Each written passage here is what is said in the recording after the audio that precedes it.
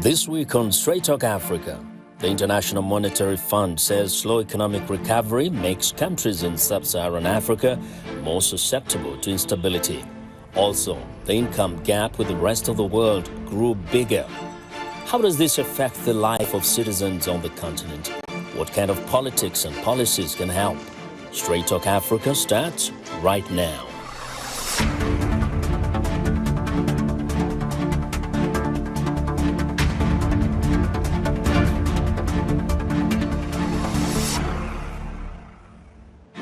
Hello and welcome to Straight Talk Africa. I'm Vincent Makori.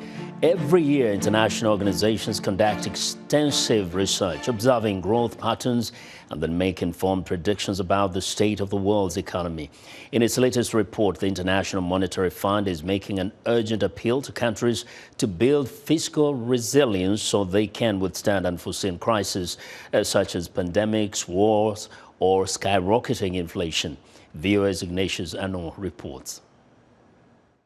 Kristalina Georgieva, head of the International Monetary Fund, says global challenges such as climate disasters and the rising cost of living are a stark reminder of the need to prepare against such shocks. When still part of the population needs support and half of the world is going to the polls, the time has come to adopt medium-term frameworks for fiscal consolidation. We recognize one size does not fit all. The pace and speed of consolidation will vary depending on country circumstances. So will also the balance between mobilizing revenue and improving spending efficiency. What is very important is not to forget the burden should not fall on the most vulnerable people. Georgieva spoke at last week's IMF Spring meeting. At a session on providing access to electricity to nearly 600 million Africans, Akiwumi Adesina, president of the African Development Bank, told VOA that a solar project to power the continent is already underway. We are mobilizing already $20 billion to implement a very bold program, which is called Desert to Power.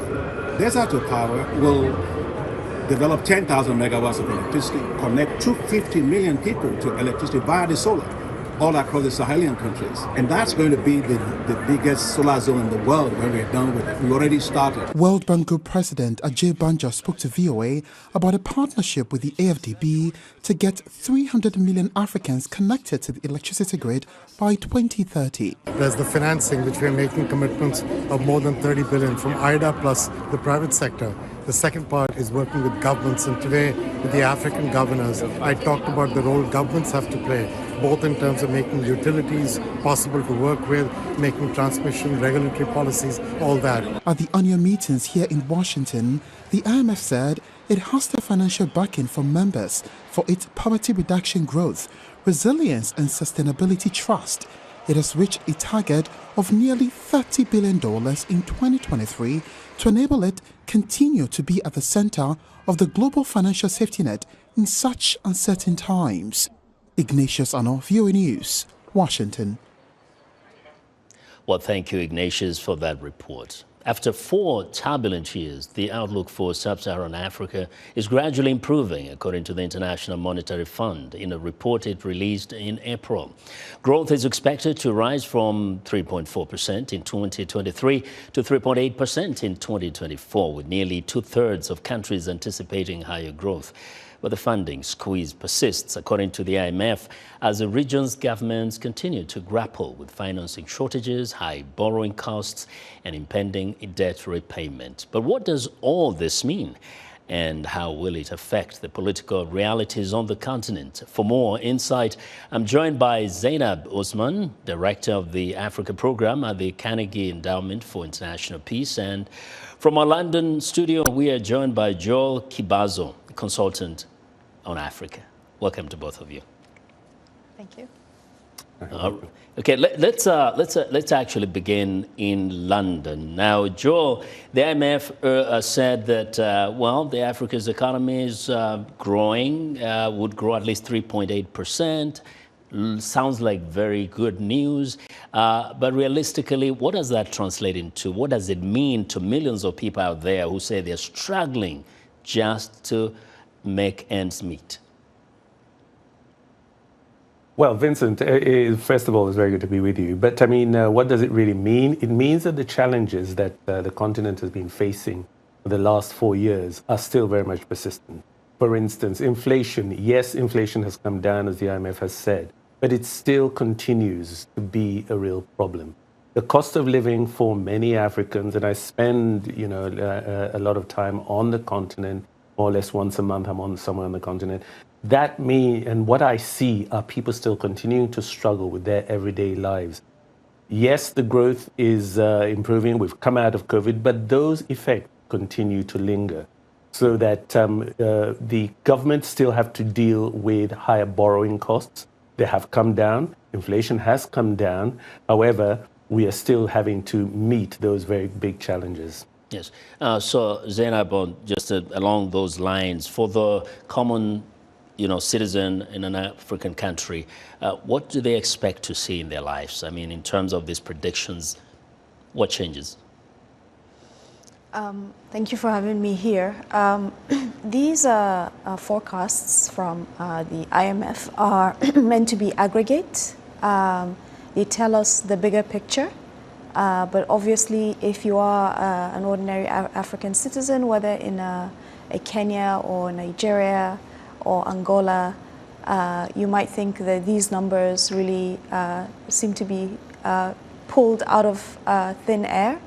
A lot of people in these countries are heaving under the burden of inflation, under the burden of currency depreciation, etc. So I think in the lives of ordinary citizens, you are definitely seeing the impact of slow growth. There is definitely growth on the African continent. 3.8% is significant. It's actually higher than global growth figures of 3.2%. But this is not fast enough for the African continent. The average population growth rate for the entire continent is around 2.8%. So the growth numbers need to be much higher to be felt. Definitely, and because these percentages mean something depending on the level of development of any economy. A 4% increase may not mean the same in Africa as it means, say, in the United States. But going to back to London, Joel, countries are being called upon to build their fiscal resilience. Now, how do these countries do so when we know that so many of these countries are first burdened with this high interest, loans, and also they have shortages of funding? So how do you achieve that? It is a really difficult thing to do. However, countries do need to build their fiscal resilience because, for instance, we were suddenly faced with this thing called COVID before, and now in many parts of the continent, particularly in the southern part, we are now faced with El Nino, and we've seen the effects in Malawi, and we're seeing weather-related effects elsewhere on the continent. So we do need to build that resilience. And how do you do it? First and foremost, you have to raise more money locally.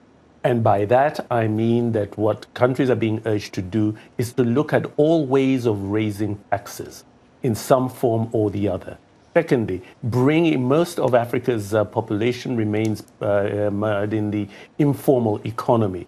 Bringing those people into much more of the formal economy, that will increase your taxation, that will increase the amount of money you have to be able to spend. Thirdly, you're going to hopefully have renegotiations that will enable you to sort of bring your debt burden down, or at the very least, your repayments down, which means that if you're hit by any shocks, that means that you are at least able to address those kind of issues. Lastly, it's also about implementing skills development and innovation. Those are things that will help each and every one of our countries on the continent. Yeah, and quite a tough one there. Zainab, you know, you're talking about raising money locally. We've seen that happen in certain countries. For example, I saw that in Kenya where, you know, new taxes were introduced. We've seen that in Nigeria where they restructured the whole system, you know, finance, the currency restructuring, perhaps even dropping things like subsidies on certain goods.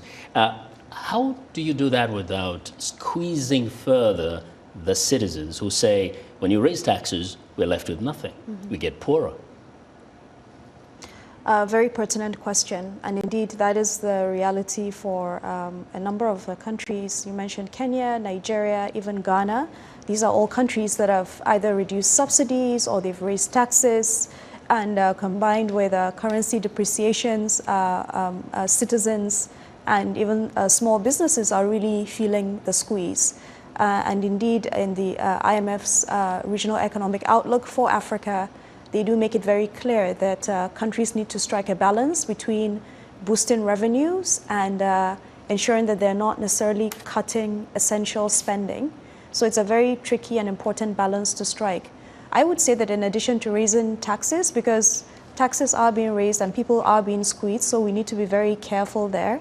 We also need to think carefully about the kinds of taxes that are raised. We need to make sure that they are progressive taxes that do not penalize the poor. And there's a lot of analysis on this, on different kinds of taxes. Value-added tax, for example, tends to be considered by economists and experts to tend to penalize the poor. So we have to be a little bit careful about over-raising value-added taxes.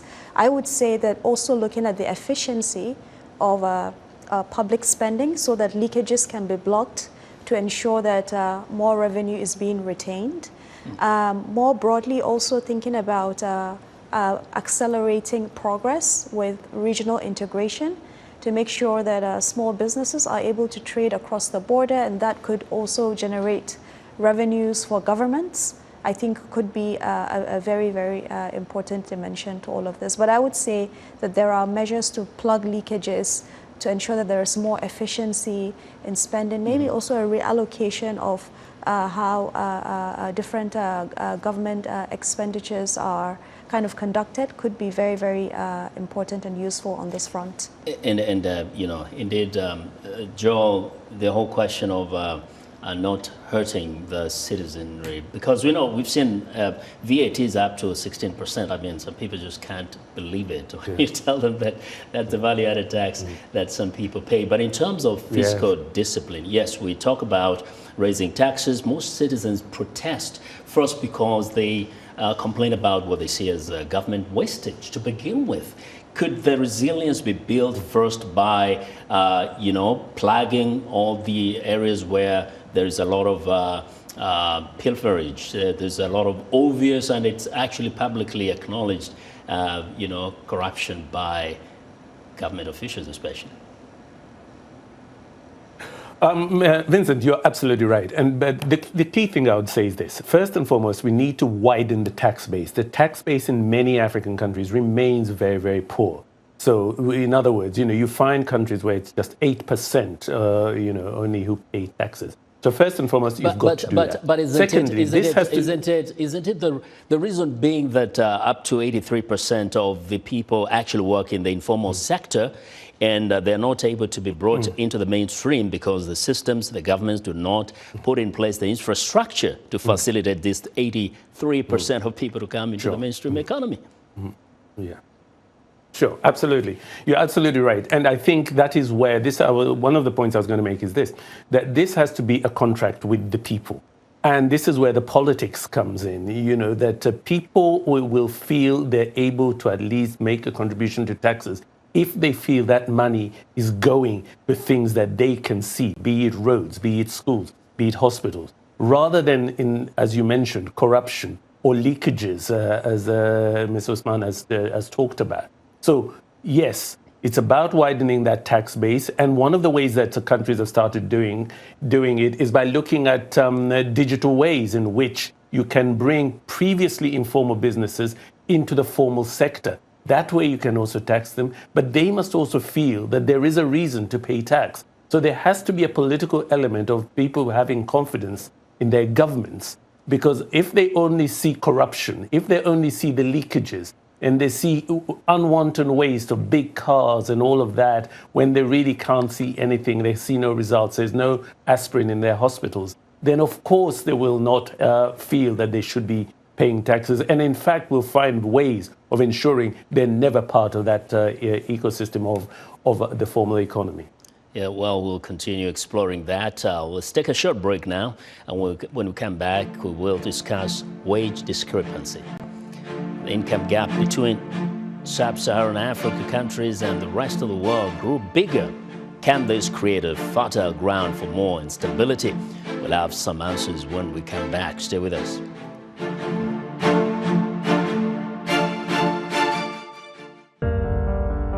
In times of change, when the world seems uncertain and what we hear doesn't reflect what we see, we seek the truth. When we are told only part of the story, we lose trust.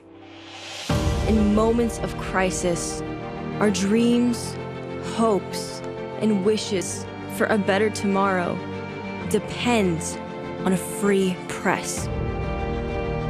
At Voice of America, we bring you the stories that people take risks to see. We connect the world and unite it with truth. At Voice of America, we show you the whole picture.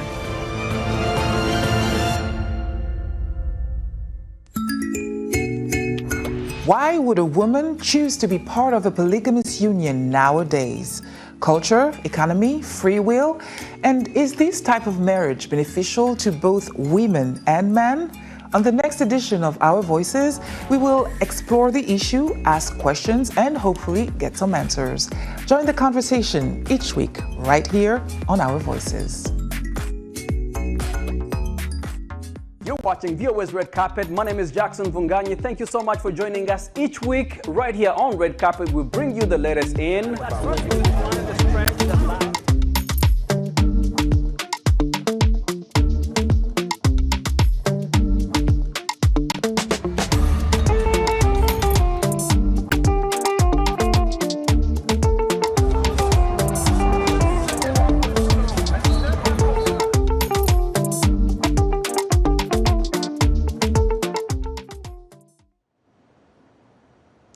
Welcome back. We are talking about how economic trends triggers policy shifts, changes in politics, and changes in our daily lives and livelihood. I'm joined by Zainab Usman, Director of the Africa Program at the Carnegie Endowment for International Peace. And from our London studio, we are joined by Joel Kibazo, a consultant on Africa. Now, Zainab, we talked a bit about, expanding the tax base. Now, Joel has mentioned that it helps when citizens understand why they are paying. But have you seen any effort actually to really involve citizens in the whole question of taxation? I've seen in some countries where the leadership just says we're introducing a tax on this because we need to raise funds for, let's say, affordable housing. But people don't seem to understand why they need to pay that in form of tax. So what needs to be done by governments in order for citizens to feel that they're involved and also to get a feeling or a sense that the money they're being taxed is actually going into the use that is beneficial to them? I would say that people typically understand why they need to pay taxes. They understand that taxes are used by governments to fund public services, whether hospitals or schools, etc. I would say that the problem in quite a number of African countries, especially countries that are very big and maybe that have multiple levels of government, is that there are often multiple taxes. There's tax at the national or central level. There's tax at the multiple taxes actually at the municipal level.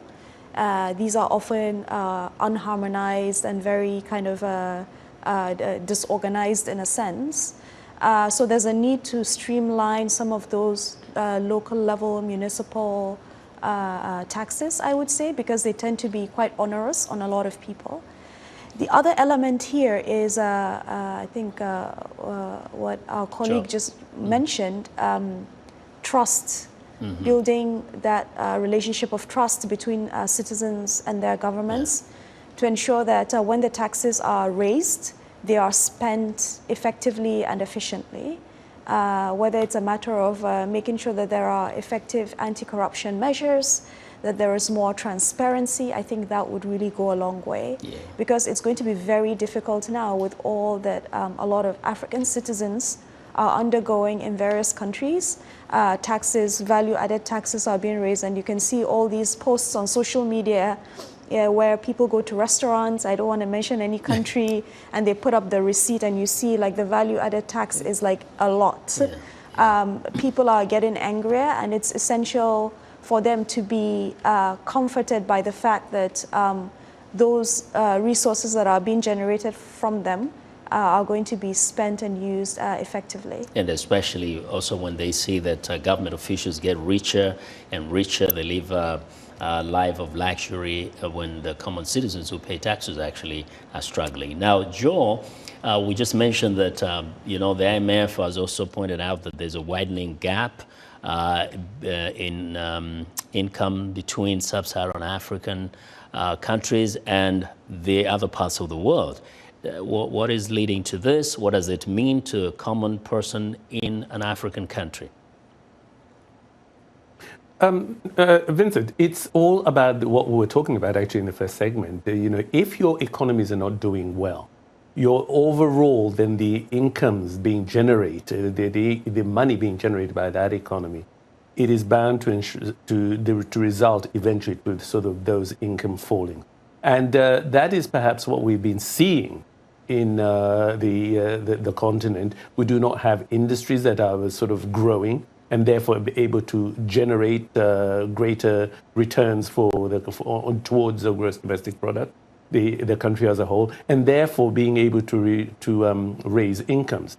Secondly, we also do not have a widespread network of labor negotiations so that those that are in the formal economy, yes, some countries, I mean, Nigeria particularly has some strong unions and parts of some of the Ghana economy. But in many parts of Africa, you still do not have that strength of being able to negotiate so that incomes remain as they are set by those who are paying. You know, he who pays the piper calls the tune. And so you find that incomes are not rising. And thirdly, there is no accountability. So nothing will be done. There is no impunity. And just to go back to a point that Madame Usman just made, that really that accountability factor is so important. And increasingly, we're going to start seeing political challenges because with social media, people are able to look at the corruption. They're able to discuss things like the leakages through government. And they're also asking increasingly, why is my income not growing? Why are my wages and salary not growing? Whereas those in government are 4, 5, 10, 20 times more than mine. So those questions are going to start leading to what I think could be political instability. So we really need to start looking out for that as well. I mean, we have seen people protest, like doctors who would not have their salaries increased, but politicians can increase their own salaries because actually they do decide how to do it and when to do it. But along those lines, in terms of the ability of citizens to pay more taxes and even their wages to go up, also there's a limitation because of the burden of debt. Most of these countries are straddling with all old debts, new debts, big debts. How can they then manage even to get anywhere closer to fiscal discipline or resilience when so much of the money has to go out anyway to pay taxes, to pay debt? Sure. I think the debt question is also linked to the earlier question you asked, Joel, about the divergence in income between a lot of African countries and really other regions of the world. And this, to a large extent, in addition to other factors that Joel mentioned, has to do with low or slow productivity growth, productivity of labor, but also firm level productivity. And this in a sense, has to do also with the quality of infrastructure in a lot of African countries. So till date, electricity access on the continent is still less than 60%. Yeah. You do need electricity to be able to conduct certain kinds of businesses, for businesses to grow, generate revenue, and then generate taxes, right?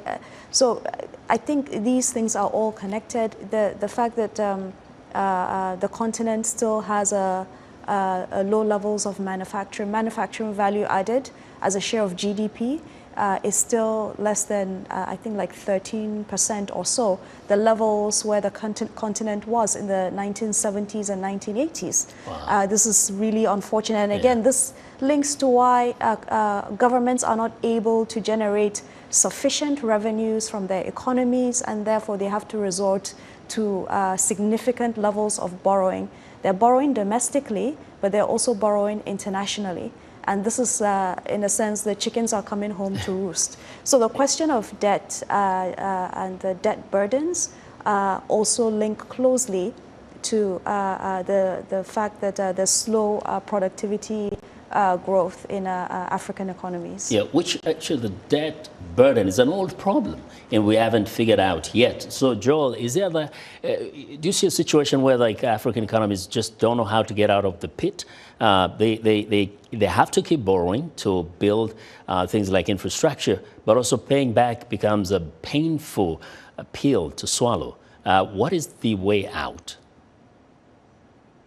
I think, yes, governments will have to continue borrowing, but I think people need to sort of, the leaders have to sort of look at the way they're borrowing. For instance, borrowing locally, is so, in terms of local currency, is so much better than borrowing in foreign currency. Now, sometimes, of course, the local market cannot provide that amount of money. But secondly, you need to sort of say, what are the terms under which you borrow? If you had borrowed, say, 6 or 7 months ago, international interest rates, if you're borrowing abroad, would have been so much higher than they are now. So things like timing.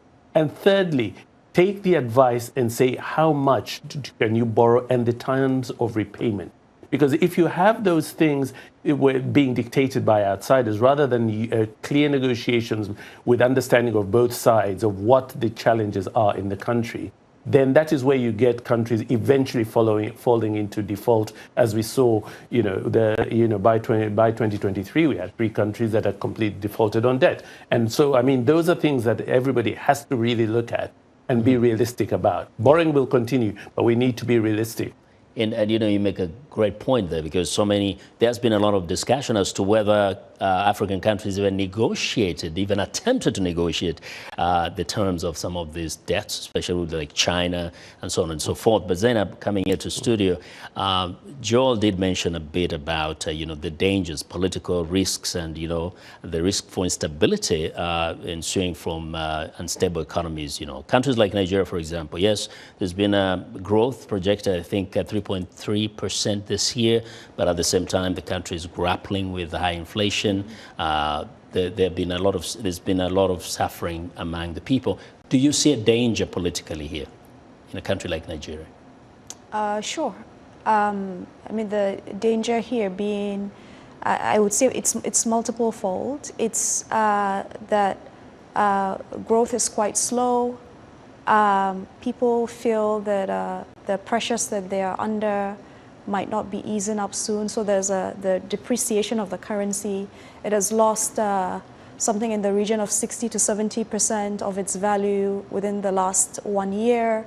There is inflation, and then the removal of subsidies. I mean, it's kind of going on and on. Oh, and I think the government has attempted to do some communication there, but more needs to be done. And I think it needs to be made clear what the broader economic strategy is for the country. We'll explore this further next time. Yes. We have to leave it there right now. Thank you both, Zainab Usman, Director of the Africa Program at the Carnegie Endowment for International Peace, and Joel Kibazo, Consultant on Africa. Thanks to our affiliate stations for broadcasting Straight Talk Africa across the continent.